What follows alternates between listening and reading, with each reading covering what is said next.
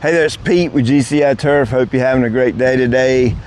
This infield renovation right here was really rough. I talked with the coach and AD. It's been about 15 years or so since they had any professional dirt work or grading done.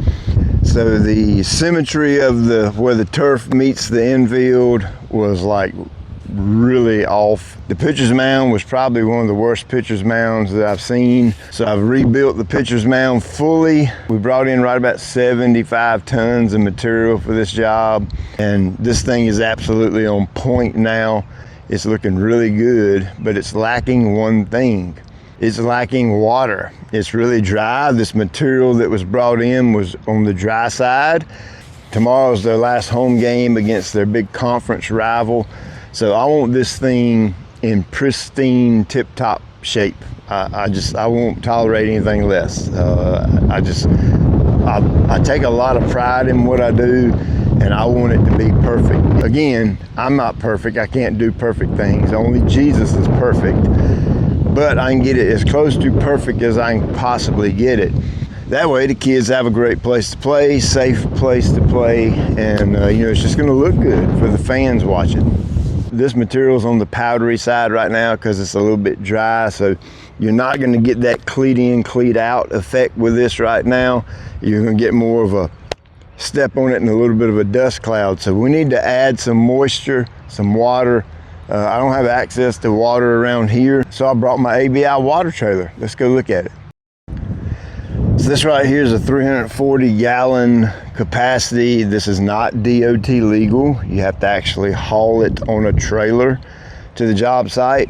Big old Pacer pump, Honda engine, suction port right here where you can pull from pond water or a source of water. It can hook up right there. This valve right here goes to your spray hose. Here's a recirculation or agitation valve.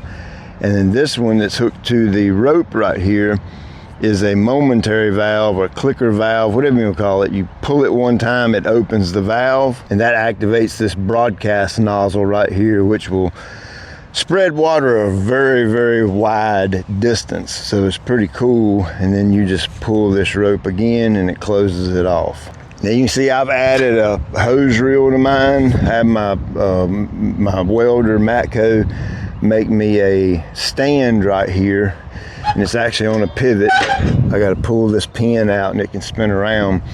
I just haven't had time to get my short piece of hose to go from here to the inlet, so that's why I've still got it run alongside the frame. If you don't want to go through the trouble of getting a hose reel, you just lay the hose down inside the frame here. It's held in place by these bungee straps right here. You can just pull the hose out like this.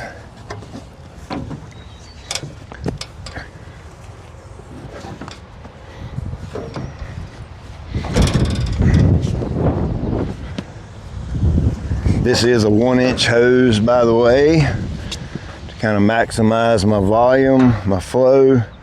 So there you go, that's how that works. So what would be the uses for a dedicated water trailer? Well, number one is if you do ball field work like I do and you don't have access immediately to a lot of water. There's a water spigot over here. I went and turned it on.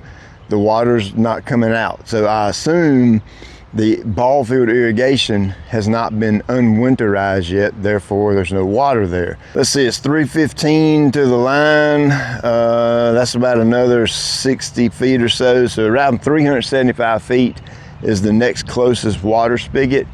Just doesn't make sense to have a 3/4 inch garden hose out here. It would take me all day. With the ABI water trailer and the pump, I can cover this area pretty quickly.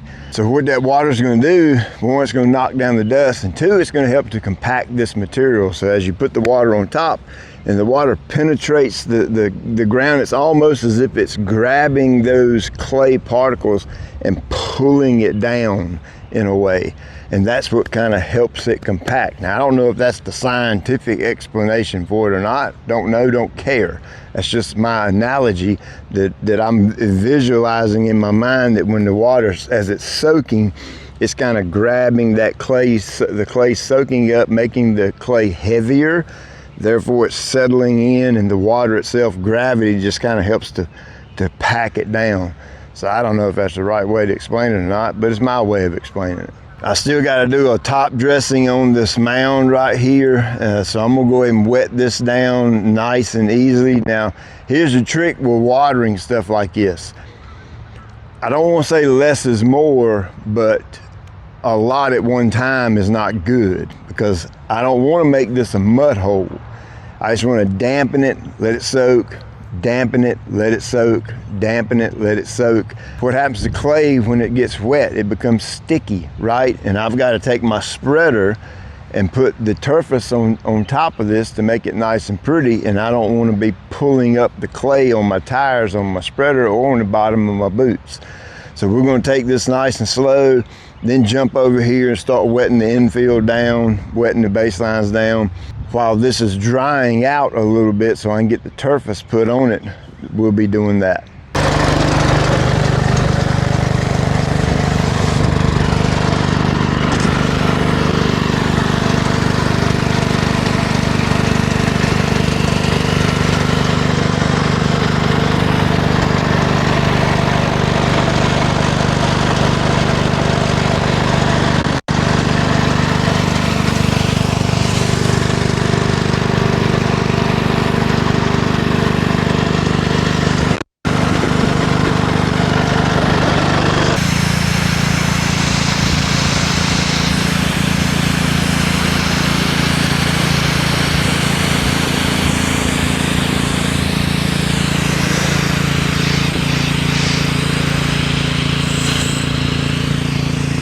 So the wind's blowing in the wrong direction. I'm probably going to have to move my trailer to get the back side over there. We're going to get this baseline really good while we're here.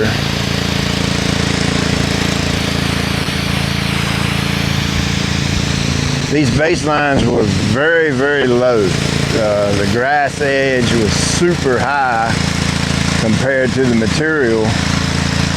So it actually took quite a bit just to fill in the baselines.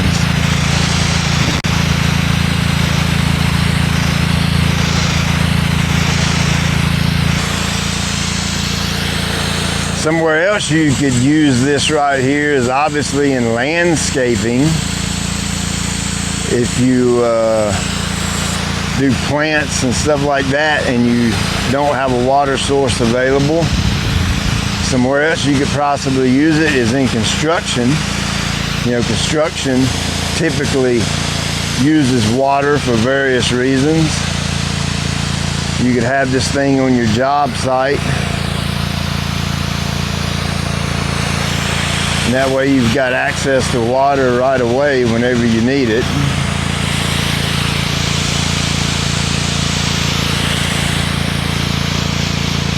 Wow, don't that look so good once that clay gets wet?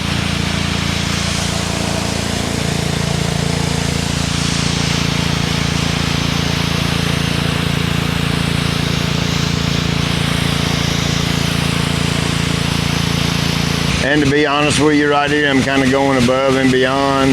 I typically don't wet down my fields after a renovation job, but I'm just kind of doing the AD and the coach a favor right here. They've been patient with me because it took us a while to get this material. We've kind of had some issues getting the material here. So they've been patient with me, so I'm kind of hooking them up on this. That way, if they don't have time to do it, it'll actually be done for the game tomorrow night.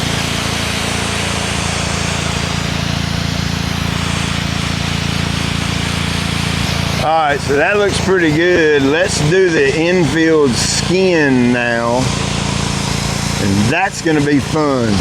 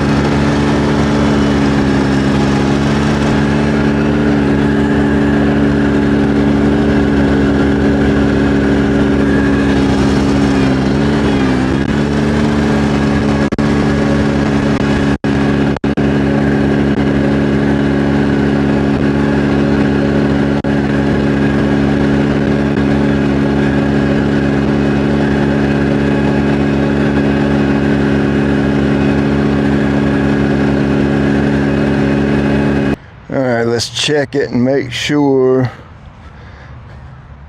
Yep, it's just right. Game day, I like for the field to have a little bit of moisture in it, but not wet. You don't want it muddy. I just like for it to have a little bit of moisture in the ground. One, it keeps the dust down. Two, it looks good and it just plays better.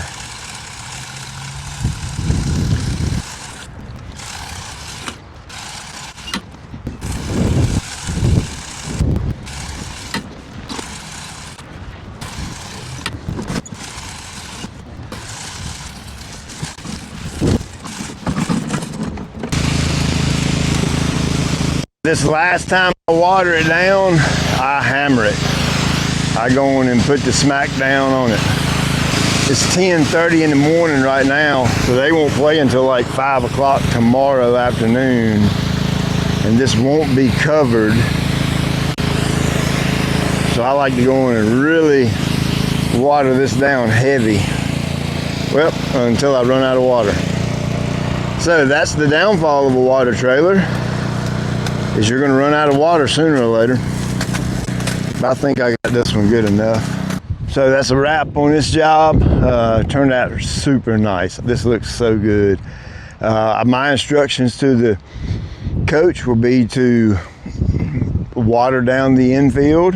He did tell me he's got like a 1-inch hose and a big water supply to where he can water it down. And like I said earlier, I think the irrigation system's still winterized from winter. So that's not doing me any good today. But my instructions will be water it down really good before game, not to the point of muddy, but to the point of good moisture. Like I said, for reasons earlier, to keep the dust down, that kind of thing. Playability, it just looks better, you know, all kind of good reasons to water it in. So now I get to go back to the office and do the part of my job that I just do not like. Office work. You've heard me say this before and I'll say it again. Get your water right. Check you later.